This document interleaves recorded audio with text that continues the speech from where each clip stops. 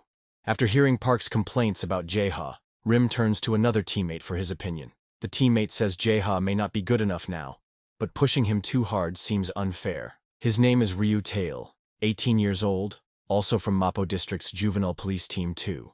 Tail thinks that if Jae-ha gives his best effort, he will improve since he managed to hold on. He walks over to Jae-ha and offers his hand, suggesting that they should try working together. But suddenly, his expression changes as he quietly reveals that he actually wants to get rid of Jae-ha, calling him pathetic. Tail asks Rim about his plan for Jae-ha, saying he is far from meeting the standards. Rim tells him that Jae-ha is the one who caught Seong-min-gyu by himself. He also reveals that he trained Jae-ha based on a gut feeling, and in 6 months, Jae-ha managed to take down a pro with one throw. Tail argues that real-life situations have too many variables. Rim laughs and says there is nothing they can do now since the decision is already made. Then he suggests thinking positively about it. After that, he enters a room and tells a guy that it's getting late, so they should have a proper talk. The guy is Seong-min-gyu. Somewhere else, Jae-ha sits in pain, his whole body aching. He thinks Park hit him too hard and decides that next time, he will headbutt him. As he wonders what to do next, he realizes he can handle Tail, but Park is a bigger problem. He seems like the kind of guy who causes trouble just for fun. He also worries about how to get first place. If he fails the evaluation, he will end up with a criminal record. The more these anxious thoughts pile up, the more he wonders what he is supposed to do. Before he realizes it, he is standing in front of his house. In the winter, icicles form on the ceiling, and even with the windows closed, the cold wind sneaks inside. There is only one rule when entering the house: never wake Dad. If his dad wakes up after drinking, he will beat Jae-ha black and blue. Last time, Jae-ha accidentally woke him up and almost lost a tooth. Living like this, he keeps asking himself the same question every day. When will he escape this nightmare? Lying in bed, Jae-ha wonders if he is making the right choices. Then he questions whether he can even do this at all. The next morning, an officer hands Jae-ha his identity card, telling him not to lose it and wishing him luck. Looking at the card, Jae-ha sees that he is in Team 2. He asks if there are more juvenile police teams. The officer explains that each district has 3 teams, and Jae-ha is on Mapo District's Team 2. Since this is still a pilot program, it is only set up in central Seoul. The teams are spread out from the Han River. Suddenly Rim joins them and asks if they should start discussing the mission now that everyone is here. He explains that after looking into it, he found out that Seong-min-gyu was not the head of the gambling ring. There was another source where he was collecting money. Their next target is the person above him. Rim shows Jae-ha and the others a picture of the guy, and they look annoyed at the sight of a fat man who seems like a total mess. But Rim tells them that just because he looks bad doesn't prove he is the one in charge. The key is not who he is, it's about who is filming him. The scene shifts to a man entering a room and telling the fat guy that the boss wants to see him. The fat guy goes to the boss, who talks about uploading short videos and reaching 100,000 followers. Then, suddenly, the boss stands up and demands to know why the videos are getting fewer views. The scene shifts to Gyu telling Rim about a guy named Moon Jongbin. He is 19 years old and somewhat popular on social media. His main income comes from ad revenue and gambling sites. He makes a living by picking on nerdy kids at school, posting gambling links in his videos, and getting those kids to share them. This brings in more views, more ad money, and more victims for the gambling sites. It's a triple win for him. Each kid earns him 500, sometimes 800. So far, he has lured about 10 kids like this. With all the extra gambling money, he makes enough to buy a foreign car every month. If it were him, Gyu says, he would go crazy with that kind of money. But Jongbin doesn't work alone. His whole crew consists of people who owe him money. If someone messes with them, things get ugly fast. The scene shifts back to the fat guy. His boss suddenly grabs his hand, shocking him, and then stabs a knife through it. He warns him to make up for this week's losses, or it won't end well for him. The boss is Moon Jongbin, 300,000 followers on Ostergram, running an illegal MCN. Jae-ha tells the team that the victims are not just limited to one person. There is a high chance that more people are suffering because of this.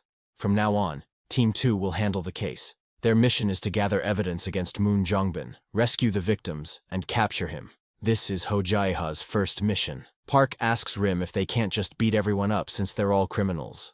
Tail tells him there is not enough evidence and no warrant, so how can they justify it? Park suggests looking for a law that fits the situation. Tail wonders if Park became a cop just to beat people. He believes it's hard to track illegal gambling sites with just a police badge, so first they should try to find the victims in the videos. He suggests finding out their identities first, then they can plan their strategy. Rim appreciates the suggestion, but wonders how they will find that person since the site is foreign, making it hard to get personal information. He tells Tail to speak up if he has any ideas. Jae-ha shows them the ID of the fat guy on his phone, saying he knows a way. The next day, we see the fat guy frustrated, not wanting to film anymore. He is Choi Jae-young, 17 years old, and a popular shorts account holder on Star. Suddenly, he gets excited because today he's meeting a girl who's a fan of his in person. He thinks some happiness might come from it. Suddenly, he hears someone call his name. It's Tail with the others, introducing himself as Jinju from Mapo District Juvenile Police Team 2. He questions Choi about Moon. Choi gets scared and starts running to save himself. Jae-ha gets nervous, but Park reassures him that Choi won't escape since Tail is fast when it comes to running. Tail stops Choi. It is revealed that Jae-ha made a fake profile with an AI-generated picture of a girl to lure Choi into their trap. Choi is on the ground, confused about what is happening. Tail tells him they are not here to interrogate him. They are here because they received a tip about Moon Jongbin's crimes. He asks Choi to cooperate with them. The scene shifts to Choi telling the team that he didn't mean to start this in the first place. He just liked doing dumb stuff with kids. Then, a video he posted randomly got a lot of attention, and Moon found out about him. He started doing creepy things because he had to get all the views he could. If he didn't, Moon could have posted a video of him showing his private parts. Everyone is shocked by this revelation. Park believes they have enough evidence to storm in, but Tail disagrees. He doesn't want others to become victims of Moon too. So, he suggests using bait to get them to reveal their true identities. Later that night at Moon's location, we see Jae-ha with Choi. He's pretending to be Choi's friend who will shoot a video with him. Park and Tail are watching from a distance using a mini-cam. They tell Jae-ha to gather intel and that they'll take it from there. Jae-ha takes a deep breath, thinking it's easy for him to not get caught since he looks like a loser. Choi takes him to greet Moon. While greeting Moon, Jae-ha sees a girl sitting on the floor in the room behind him. Moon slams the door, telling them to get lost. While Choi tells Jae-ha to go to work, a man appears behind them and starts to suspect Jae-ha. He approaches him, and Jae-ha gets nervous. Luckily, he manages to escape since the man is just focused on his jacket. The man tells Jae-ha to leave his phone outside. As Jae-ha tries to take out his phone, his juvenile police identity card falls out of his pocket. The man picks it up and asks Jae-ha about it with a scary face. Jae-ha gets scared but then punches the man hard. Another man shows up and starts beating Jae-ha. Park and Tail are stunned.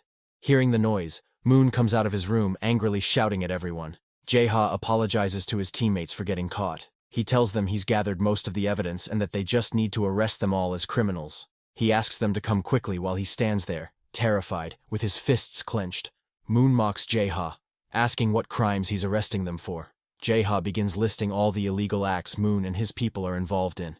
But Moon quickly rejects all of them. Then, Moon opens his account and starts a live stream. He tells his audience that today he was preparing to shoot with Nurtube Jae-young, but suddenly these juvenile police came to his office, accusing him of running a gambling site and stealing Nurtuber profits. The audience starts making fun of Jae-ha. Moon then asks Choi if he has ever done something like that. Jae-ha tells Choi to clear things up once and for all, right there and then. Choi, scared to death, starts speaking. He remembers a tragic event from his past.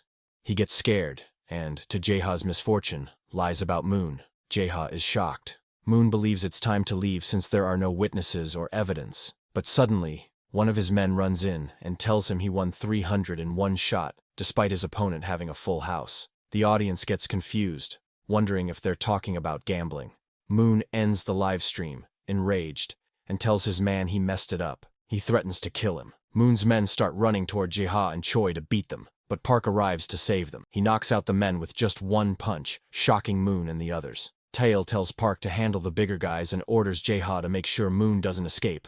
Then, Park and Tail charge at the men, beating them one by one. Ryutil, a juvenile police officer, has excellent hand-eye coordination and speed, and his calculated fighting style achieves optimal results. His weakness is his naturally weak body. On the other hand, Park Kyung-jun, a juvenile police officer with a heavy build and a straightforward brute force fighting style, has the weakness of being simple-minded. Tail realizes they're outnumbered, and there are too many bad guys around. He thinks that if they keep stalling, they'll be at a disadvantage. Moon, worried, plans to escape to a safe place, but Jae-ha stops him. He mocks him, which enrages Moon. Moon tries to punch him, but Jae-ha blocks the attack with his arm. He's hurt, but compared to Seong Min-gyu, it's bearable. He gets closer to Moon, determined to finish this in one blow. As Jae-ha runs toward Moon, Moon pulls out a pocket knife and attacks him. One thing Jae-ha overlooked is that in a crime scene, you can't predict what kind of variables will happen. And right now, this is the variable. Holding the knife, Moon tells Jae-ha he'll push through and get out quickly. He tells Jae-ha to try what he was doing earlier. Jae-ha, scared, faces the fear of facing a weapon for the first time. He knows that if he gets stabbed, he will die. With survival instinct kicking in, Jae-ha makes the worst move possible. He approaches Moon and gets hit in the face. He falls to the ground. Moon mocks him, then escapes with his men. Park and Tail are shocked, and Jae-ha is left stunned. Rim gets a call from Tail, who tells him they lost track of Moon Jongbin. Moon came at them with a knife, and Jae-ha couldn't stop him. Tail doesn't think Jae-ha is fit for this mission. After hanging up, he turns to Jae-ha and asks if he wants to quit being a juvenile police officer. He didn't mention it when they first met, but Tail doesn't think Jae-ha is cut out for this job. He says if this keeps happening, it might be only a matter of time before Jae-ha is taken off the team. Tail suggests that Jae-ha should think about whether he really wants to be a juvenile police officer. Jae-ha is losing control. He wonders what will happen if he quits. What about his punishment? He feels like everything is ending because of him. Suddenly, Park calls Tail and tells him to come to Moon's office. A scared girl walks out. Tail calms her down and asks about her connection to Moon. She explains that she knew him from a website. He asked her to create shorts with him, so she came to his office. But instead of filming, he tried to overpower and take advantage of her. Tail sighs, suspecting that Moon has contacted other girls too. If this continues, more people will get hurt. After hearing this, Jae-ha becomes scared and starts running fast, making everyone confused and shocked. Park wants to follow him, but Tail suggests they secure the evidence first. He believes they won't be able to catch Moon Jongbin otherwise. While Jae-ha wanders the streets, determined to find Moon, he gets a call from Rim, who just found out that Jae-ha left suddenly. Jae-ha loses control and curses at Rim.